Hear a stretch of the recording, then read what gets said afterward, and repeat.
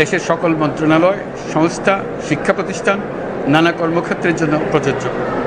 সর্বত্র অপরাধীর বিচার হবে। আজ প্রত্যেকটি প্রতিষ্ঠান ও তার সদস্যরা নিজ নিজ কর্তব্য পালন করার মাধ্যমে দ্বিতীয় স্বাধীনতাকে উপভোগ করবেন, দেশকে গৌরবের শীর্ষে নিয়ে যাবেন এবং দেশবাসীকে এবং জগৎবাসীকে উপভোগ করার সুযোগ করে দেবেন।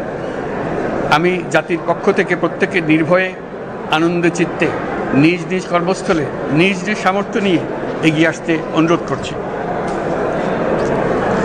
দেশের সকল মানুষকে আজ স্বাধীন, নির্ভয়, নিরুদ্বেগ থাকার জন্য নিশ্চয়তা দেওয়ার জন্য আমাদের ছাত্র শহীদরা প্রাণ দিয়েছেন। এই অভ্যুত্থানের মাধ্যমে সৃষ্ট সরকার দেশের প্রত্যেকের সরকার। এখানে থাকবে সকলের আকাঙ্ক্ষা পূরণের অধিকার।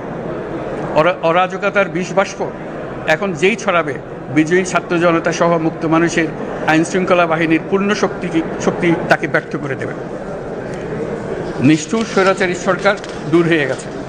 কাল সূর্য উদয়ের সঙ্গে সঙ্গে গণতন্ত্রের, সুবিচারের, মানবাধিকারের নির্ভয়ে মত প্রকাশের পূর্ণ স্বাধীনতার জন্য সকলের স্বাচ্ছন্দ্যে জীবন ধারণের সুযোগ প্রদানের সচেষ্ট সরকারের ঘনিষ্ঠ সান্নিধ্য ও সহমর্মী পরশ দলমত নির্বিশেষে সবাই উপভোগ করবেন।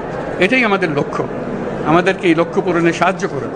সারা বিশ্ব আজ অবাক হয়ে বলছে, সাবাস বাংলাদেশ, সাবাস বাংলাদেশের ছাত্র জনতা।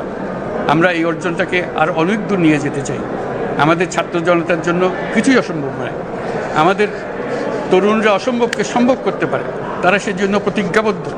যদি আমরা ঐক্যবদ্ধ থাকি, ধ্বংসাত্মক কর্মকাণ্ড থেকে দূরে থাকি, সবার জন্য মুক্ত পরিবেশ সৃষ্টি করতে পারি, আমাদের বিজয় অবশ্যই হবে। আল্লাহ, মহান আল্লাহ আমাদের সহায় হন।